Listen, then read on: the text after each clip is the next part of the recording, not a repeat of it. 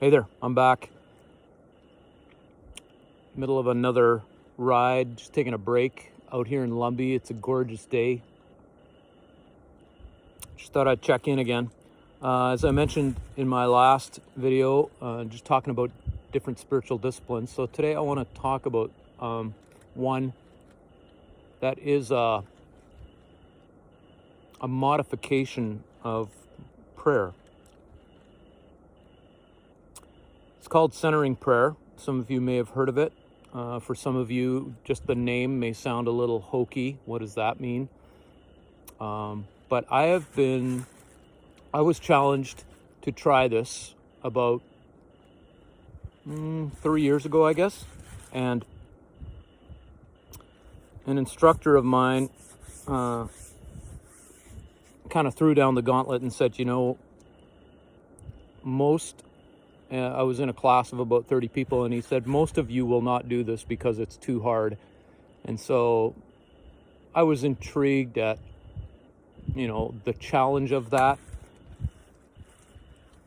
And so I have been practicing this, I would say, fairly regularly. I would say five days out of 7 on a weekly basis. And so what it is, centering prayer, there's lots of good reading out there on this. If you want more details and instruction on what it is and how to practice it, I can certainly recommend good books that will do a far better job explaining it in more detail. But basically what it is setting aside 20 minutes of silent prayer. What I usually do is I get up in the morning and I grab my coffee and I sit down in a comfortable chair and I light a candle.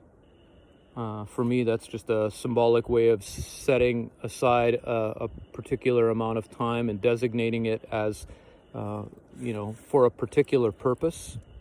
So I light a candle and I pray a simple prayer like, Heavenly Father, I come into your presence and I ask that you would help me to be present to you the way you are present to me. I want to know your love for me, and I want to love you in return. I want to know you and be known by you. Something simple like that. And then I just go silent. And I sit in silence for 20 minutes. And I would say it's really hard to do that, to not have your mind wander all over the place. And what most authors that talk about this particular discipline suggest is that you have a short little phrase that kind of centers you back into the presence of God. Some people, they use a little prayer like, Lord, have mercy. One of the things that I've been in the habit of doing is just calling out to the Triune God, Father, Spirit, Jesus. And so as I sit there and, you quiet yourself, you pay attention to your breathing, you pay attention to even just the stresses that are manifesting themselves in your body, and you release all of that to the Creator.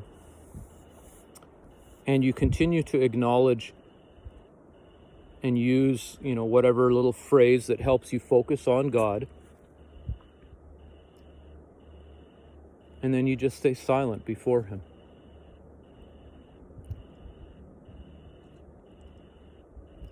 It's really challenging. As I said, the tendency that we have is that our minds wander all over the place.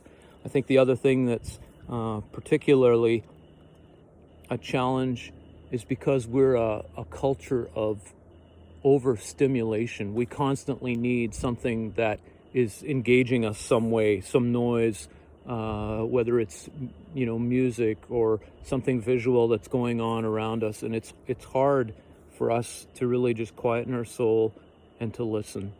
And the objective isn't so much to hear God's voice speaking to you specifically.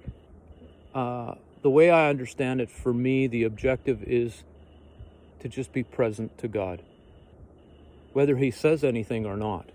I know one of the authors that has written about this talks about it in the sense of it's that quiet space of comfort and peace, like you experience with a friend when you can, sit on a dock in the summer and you can just sit there and you don't have to say anything.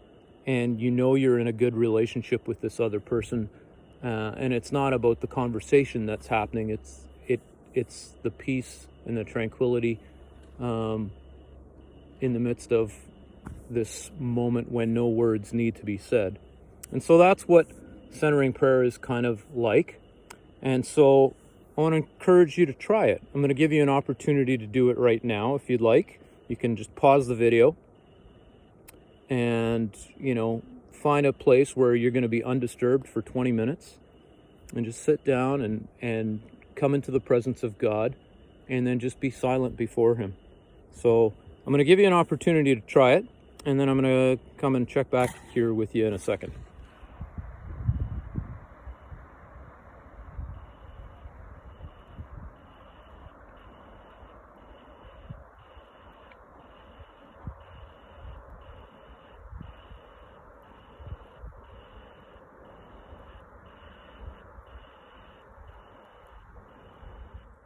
Hey there.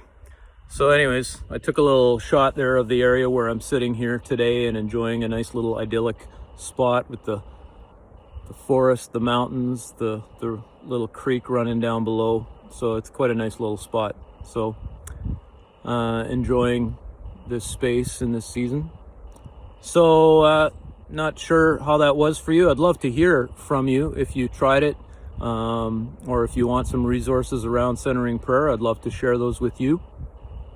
So, I want to encourage you to learn that prayer doesn't necessarily mean you need to say anything. Sometimes it means you can just be silent before God, and it can be a real challenge. But I have found that over the past 3 years, one of the things that it has really done for me, it has calmed me down. I'm a less hurried person.